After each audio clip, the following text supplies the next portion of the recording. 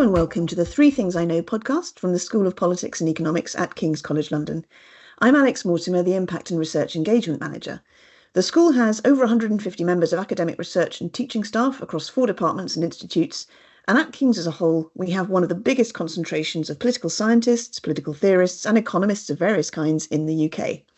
Now today, rather than me asking questions, I'm going to let my 2 guests talk to each other, because they've been friends for a long time and they are both a pleasure and instructive to listen to. Michael Kandiah is lecturer in contemporary British history in the Department of Political Economy. Yes, we have historians as well. He researches and teaches across post-war British politics, the Cold War and the history of the Conservative Party in the 20th century, but what ties his work together is oral history. He is the director of the Witness Seminar Programme, which has long been based at King's, and collects oral testimonies relating to key events in recent British political, diplomatic and administrative history, from piracy to the Cuban Missile Crisis. He also convened a conference earlier this year on the coronation of Charles III, its constitutional continuities and changes, which you can watch elsewhere on the school's YouTube channel. One of the scholars he's collaborated with over a long period on these topics is Professor Sue Onslow. Now a visiting professor in the Department of Political Economy, she was formerly at the Institute of Commonwealth Studies and the School of Advanced Study in the University of London, where she was director. She is a leading oral history practitioner who researches and writes on the Commonwealth, decolonisation, British foreign policy in the 1980s and 90s, and contemporary history and politics of South Africa and Zimbabwe. And I asked them to talk about the 3 things they've learned from being close up to decades of diplomatic history, which they research and record. Thank you, Alex. This is Michael Kandiah. Alex has already introduced me, so I will just say a few words about myself. As Alex has pointed out, I'm an oral historian, and Sue and I have worked together for many years on various oral history projects. We started off with an oral history relating to British policy towards Rhodesia, and that was pretty much a quarter of a century ago. But then we moved on to many other things, including British policy in a variety of other countries, and indeed we're now collaborating on further projects. So Sue and I have had a very productive, sort of working relationship. So I think that sets the tone, I think, for this discussion. I'm just going to hand it over briefly to Sue, just to see if she'd like to add anything to that. Thank you very much to Alex, and thank you, Michael. It's a pleasure to be having this in-conversation discussion with you. I think I'm going to say that I was more of an accidental oral historian back when I did my PhD studies. I, of course, use archives, a wild variety of different sources in my research, but oral history has been embedded in my research back since the 1990s when I was doing my original PhD, and I've kept up that particular methodology in my own work. I investigated originally the importance of domestic politics in the formation of and presentation of British foreign policy around in the decade after the Second World War. Then, as you said, Michael, I moved from looking at the Conservative Party and foreign policy into a continuum of particular British thought around Britain's imperial engagement and the post-imperial era. And so oral history has featured very much. I've been very lucky to have talked to a wide variety of practitioners, be it MPs, be it journalists, be it leaders, politicians, diplomats, but also people really at the bottom of the heap. So a wide variety of different actors, I could say, who have influenced in various ways, shapes and forms British foreign policy over the post-45 period, so since the Second World War. Indeed, just to add to that, Sue, I think we should just recognise that the numbers of people you've interviewed is peerless, in the sense I know of no other single person who has done more to interview people right across the political spectrum and indeed the diplomatic spectrum than you. I mean, this is quite an achievement. So Sue really is speaking to us from an extraordinary sort of vantage point of real knowledge. So I think we'll just crack on and ask Sue, it's about the 3 things she'd advise policymakers. So Sue, what is the first one you think you'd like to advise a policymaker? Well, okay, as a historian and practitioner, I was thinking, okay, what would I advise, first of all, students, because after all, these are future policymakers and future policy leaders. I would say the importance in any of your research, particularly from oral history, is number one, active listening. Now, active listening is not simply saying, yes, I hear you. It is actually actively listening to the person on the other side of the table, to whom you're sitting next to, and engaging with them. And why are they choosing a particular selection of words? What is it that they are seeking to communicate in how they articulate something, but also what are they leaving out? Because I always think the absence of what you might expect can be as revealing. So what else is carried into any room, any discussion? What else is on the agenda, even if it isn't, as I say, actually articulated through the spoken word? Secondly, and connected to this, I think, is the importance of respect for different perspectives, because as a historian, I have sought to probe people's statements, their claims, their assertions, their recitations, their narratives, and to do it respectfully, but to really try to get inside, quite literally, their shoes. Because why is it that they think and articulate the arguments, the approaches that they do? What is the purpose behind it? So again, that's associated with active listening. It is really engagement with it, being present in that point. And thirdly, I would say in any walk of life, and I think it's particularly true for foreign policymakers, is an appreciation of the other person's sense of history, and that they carry with them, that is indelibly marked upon their sense of national identity. Because I think too often as Brits, we can be too, I suppose, quickly dismissive of someone else is saying, you've got to understand our history. You say, yes, yes, yes, okay, whatever it is. But for a great many foreign policy practitioners, politicians, etc., across the globe, history is the past present. It's not the past. It is something which is very much with them and explains and justifies their purpose. It indelibly resonates with their own domestic political environment. And I, as a researcher and practitioner, looked at domestic politics on the formation and presentation of foreign policy. That's what I was looking at, the past present. A narration of why it is where we are, what it is that explains us going forward. So those are I suppose, the social aspects of what I would say that foreign policy makers need to think about when they are in the room with those interlocutors, those that they're seeking to engage with. So those are my starting points, Michael. Okay, maybe we can just take each of them in turn. I'm sort of unsure which one I'd like to take first, but let's just take the first one first, because, that seems to be sensible. And that is the point about listening. Now, I think listening is an important, I think you made some very important points about listening, not just letting what people say slide over you. And do you have any thoughts about that listening? Because it seems to me, and correct me if I'm wrong, it sort of leads into both the other points you made, and that is to say respect, but also understanding the perspectives and the histories of others. So that listening is so important. I think so, because it's also the way that you communicate that listening, because it is making the other and feel. So it's this question of emotion in foreign policy, because it's not simply about rational calculation of hard power, soft power, and all of that. It is this sense to which that there is a connection, and the other party is indeed engaging and appreciating what it is that you've articulated. Now, I think that is a diplomatic skill. I also think that it's a social skill, but it is also an indelible adjunct, an important grist to effective diplomacy. This question of, if you like, it could be a question, charm, active listening, engagement. It draws the other into the space with which you seek to engage. And so it may seem a passive policy, active listening, but actually I think it is a key skill. And the people are very intent on communicating and pushing forward their point of view, but actually being the recipient and creating the space, that active listening, I think, is a skill that we all should cultivate. Particularly, I would say foreign policymakers should really think about that.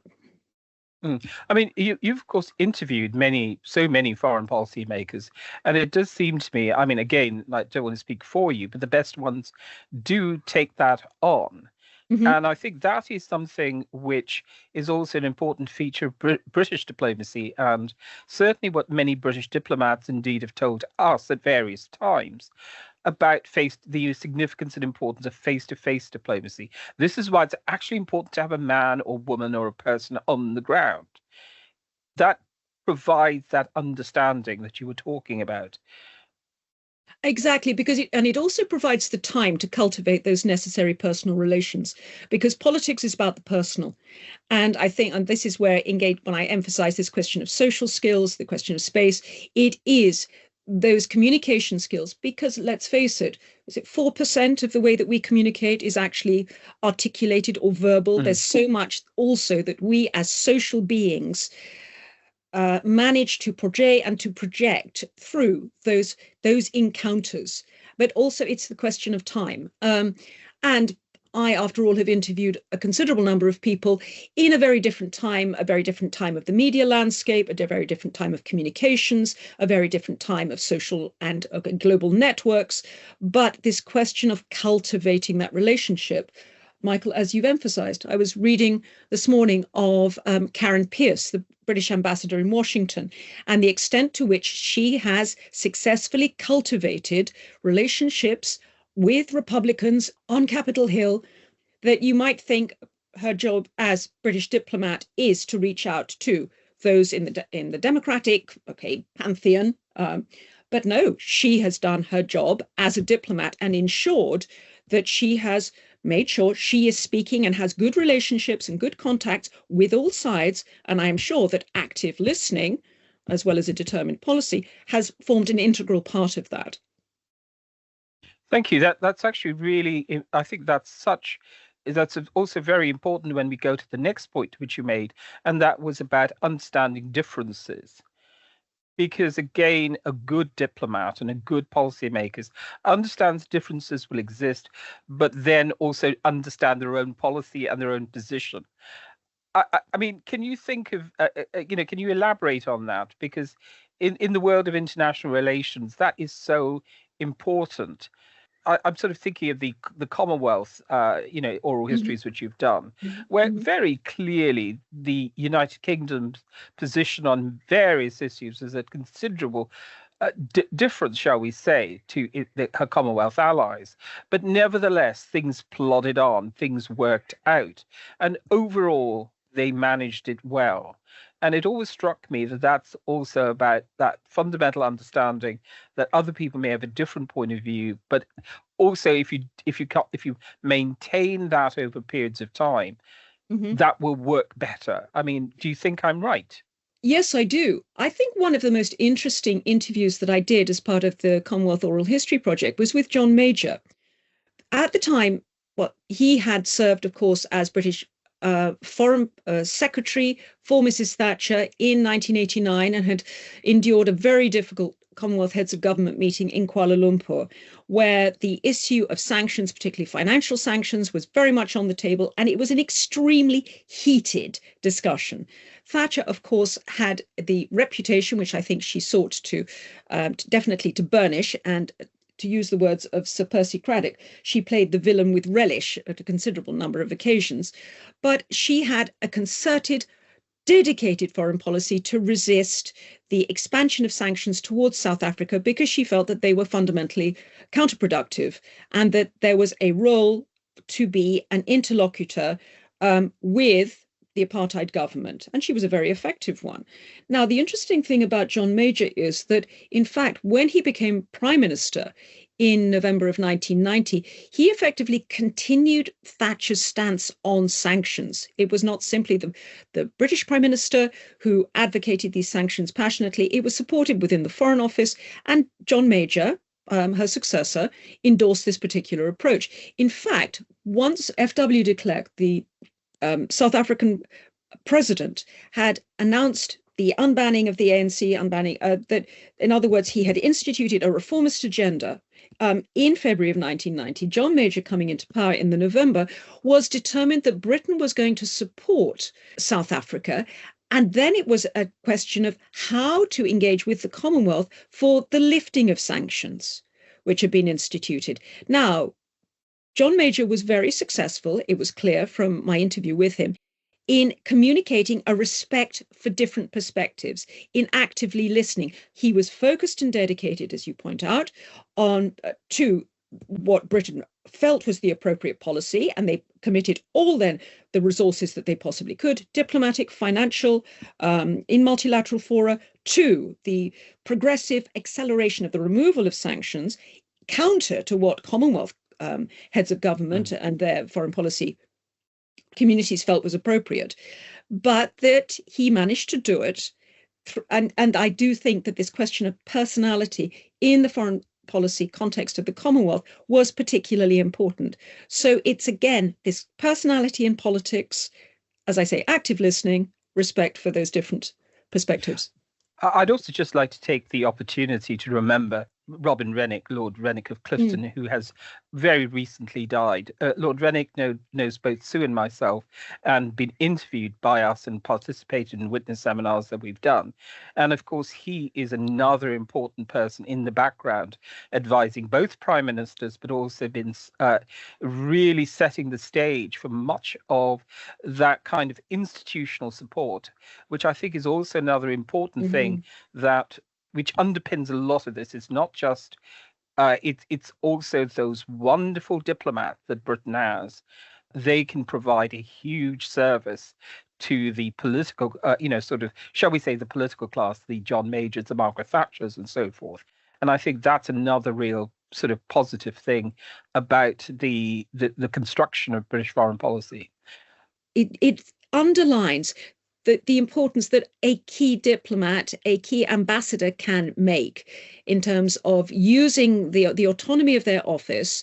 Now, Rennick, as a particularly brilliant exponent of the art, steeped in knowledge of Southern Africa and its fraught recent history and its politics, but also this question of respect for different perspectives, making sure that Britain had excellent contacts with all sides, in telling his diplomats, particularly John Doble, consul in Johannesburg, go out and make the contacts with the ANC, reach out into the Afrikaner community. And Robin Rennick, effectively, to use modern parlance, had President de Klerk's telephone number on speed dial, as well as excellent links with Mandela. And at that point, he was able to provide a vital bridge and role of honest broker to an extraordinary degree. I've just gone through the files at the National Archive on this, because I'm writing it up at the moment. And yes, to a degree, you can say there's a certain self-congratulatory tone to the British documents. But standing back and looking at it objectively, it really is an extraordinary degree of access. And that came from the particular agenda, focus, and dynamism of a phenomenal British ambassador. Yeah, I couldn't agree with you more. And again, what a pleasure to have known him. Should we move on to the final point you make, which I think is again really important, and that is the burden of history and understanding the burden of history when dealing with people, and indeed people from outside the UK, understanding that history plays differently in different countries, but also with different individuals. Without a doubt. And I was very struck by that when I interviewed, which I did several times, the former South African Foreign Minister, R.F. Pick Botha, who would say again and again, you must understand our history. And when I first encountered it, I thought that this is a very facile comment. And then I thought, how much was vested in that? And he said over the course of these many hours of discussion, which I recorded and have been transcribed and are available, the importance of the lasting impact of the Anglo-South African War, the Boer War. Now, you could say that was 1899 to 1902, but he was brought up by, in large part, his grandparents. It was the scar, it was the trauma of that conflict on a relatively small community and the extent to which they carried it with them. So if you didn't understand the sense of being an embattled minority which had suffered this trauma at the hands, yes, of British imperialism and had come to a reluctant accommodation with it through the Union of South Africa, that you failed to appreciate the determination of those who supported the apartheid state, that it was finally that Afrikanerdom had got hold of the keys of the state, and this was the source of their protection. And therefore, this could only be relinquished at great price. And so it was really the ideological investment in the control of institutions and the dominance then of white minority communities, which is something that I could in no way endorse because, of course, these were racial constructs. But I had to step back and say, I don't justify it, but I have to appreciate where you're coming from. As you seek to explain your narrative, you are presenting your account to me, and I have to listen to this, to probe, to where I can. But this is as it is being told to me in a historically contingent time. After all, I was interviewing him from 2006 up to 2014. There was a series of interviews. So I would say that appreciating this, and also Pigwater's resentment and anger that he felt the British, prior, I would say, to probably Mrs. Thatcher, didn't appreciate an Afrikaner sense of history. But then there was, with the Conservative Party and this determined approach of engaging with South Africa, the South African apartheid regime, there was a sense of, there has to be a reluctant accommodation to the processes of reform, a still residual resentment of British imperialism, but still then value attached to what Mrs. Thatcher was seeking to do. And that came through very, very powerfully in a way that simply looking at the documents, that wasn't communicated. And of course, there are probably other examples as well, but I think this is a really important one because, of course, because you and I have worked on other projects, which are somewhat similar. Again, that burden of history and that slightly different understanding of history always comes through. And I think that I would actually argue is really significant because each individual brings with them a sense of history, number one. But number two, it's so important when we're thinking in terms of dealing with other states. They think of themselves quite differently. You don't have to approve of it. That's not, again, like you said, Sue, not that you approve of it or otherwise, but actually appreciating how that's constructed may in fact lead to better outcomes. If I can just say that a contemporary example of, to use your phrase, Michael, the burden of history and the importance of understanding where people are coming from is front and center as far as the Commonwealth is concerned right now over the debate around reparations. So Chief Emeka Anyoko, as the former Secretary General, was arguing in the 2010 that the Commonwealth provided a safe space for important and difficult discussions. King Charles, while still Prince Charles, made that very point at the Kigali Commonwealth Heads of Government meeting in 2022, that he said the time is now to have these difficult discussions around the abomination and slavery and how that there should be a process of I'm using reparation in inverted commas, not reparations with an S, but reparation.